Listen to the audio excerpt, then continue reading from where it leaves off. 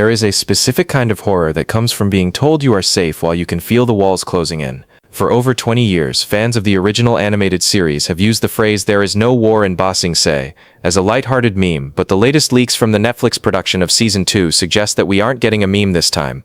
We are getting a nightmare. While Season 1 focused on the external threat of the Fire Nation, a visible burning enemy, Season 2 is pivoting toward the internal rot of the Earth Kingdom. The Great Wall is no longer a shield meant to keep the Fire Nation out. It has been reimagined as a cage meant to keep the truth in.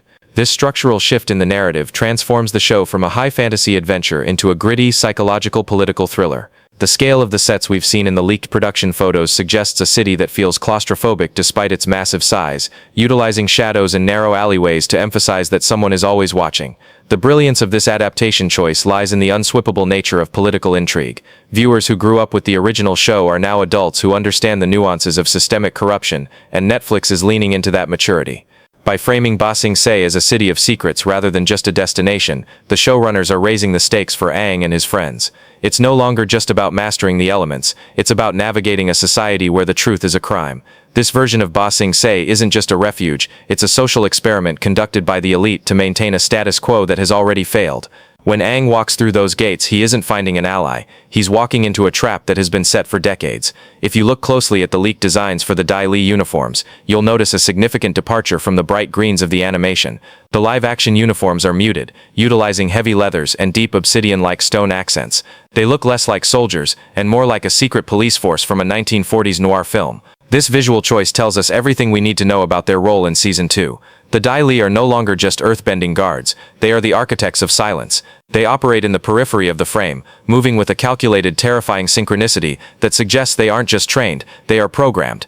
This creates a pervasive sense of dread that will likely carry the middle act of the season, making every conversation between our heroes feel dangerous. The theory gaining the most traction right now is that the Dai Li's brainwashing techniques will be shown in much more visceral detail than the cartoon ever allowed. We aren't just talking about a hypnotic lamp and a rhythmic voice, we're talking about a systematic stripping of identity. This makes the character of Long Feng the most dangerous villain in the series so far. Unlike Zuko or Azula, who fight with fire and fury, Long Feng fights with bureaucracy and erasure. He doesn't want to kill the Avatar, he wants to make the world forget the Avatar ever existed. By focusing on this soft power villainy, Season 2 is positioning itself to be a much more sophisticated piece of television than its predecessor, challenging the audience to think about how information is controlled in their own worlds. The introduction of Miya Cech as Toph Beifong is the wildcard that will either make or break the season's pacing. From the early casting notes and training clips, it's clear that this version of Toph is leaning into the blind bandit persona with a much more aggressive edge. In the animation, Toph was a breath of fresh air, but in this live-action political thriller, she is a sledgehammer to the Dai Li's glass house. Her ability to see through vibrations isn't just a cool power in this context, it's a direct counter to the Dai Li's secrecy. If the Dai Li are the masters of what is hidden, Toph is the one who uncovers the truth, simply by standing on the ground. This creates a fascinating dynamic where the Earth Kingdom's own element is used to dismantle its corrupt government. There is a growing theory that Toph's relationship with her parents will be used as a mirror for the city of Ba Sing Se itself. Her parents' mansion is a miniature Ba Sing Se, a place of perceived safety and luxury that is actually a prison of overprotection. When Toph joins the group, she isn't just joining a quest, she is escaping a system of control. This adds a layer of emotional weight to her character arc that goes beyond just learning to metalbend. Her journey is about the reclamation of agency in a world that wants to keep her safe and silent. The chemistry between Miya Cech's Toph and Gordon Cormier's Aang will be the emotional anchor of the season, providing a raw, rebellious energy that contrasts with the stifling atmosphere of the Earth Kingdom capital. Perhaps the most controversial and exciting theory currently circulating is the idea that the Fire Nation and the Dai Li are actually in a silent partnership. In the original series, the Fire Nation eventually conquers the city from within, but the live action might suggest that the rot started much earlier. Imagine a scenario where Long Feng is allowing the war to continue because it keeps the Earth King weak and the population easy to control. This would make the Fire Nation's eventual arrival feel less like an invasion and more like a merger. It raises the stakes for Zuko and Iroh as well, as they navigate the city as refugees. Seeing the enemy city suffering from its own internal corruption provides a mirror to Zuko's own struggle with the Fire Nation's propaganda.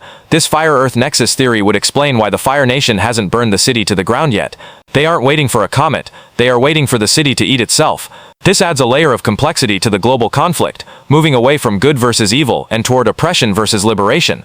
For your audience, this is the ultimate deep dive topic because it recontextualizes every interaction between the Earth Kingdom and the Fire Nation. It suggests that the Avatar isn't just fighting a war against one nation, but a war against a global system of tyranny that has many faces. If Season 2 can pull off this level of narrative depth, it will transcend the live-action remake label and become a definitive fantasy epic in its own right. As we look forward to the finale of Season 2, the inevitable fall of Ba Sing Se needs to feel like a tragic necessity rather than a defeat. The walls have to come down because the city they protected was already dead. The climax of the season, the battle in the Crystal Catacombs, will likely be the most visually stunning sequence in Netflix history, but its true power will come from the realization that Aang cannot save everyone. He can only save the truth. This sets the stage for a Season 3 that is about total war, but with a hero who finally understands exactly what he is fighting for. The Ba Sing Se conspiracy isn't just a plot point, it's the crucible that turns Aang from a boy who wants to help into a leader who knows how to change the world. The transition from the Earth season to the Fire season will be marked by the smoke rising from the City of Secrets. For fans, the wait is almost over, and if these theories hold true, we are about to witness the most ambitious adaptation of the decade. The message is clear, the walls are thin, the Dai Li are listening, and the Avatar is the only one who can break the silence. This is the version of the story we've been waiting for, a story that respects the source material enough to grow up alongside its audience. Stay tuned because once the truth about Ba Sing Se comes out, the world of Avatar will never be the same again.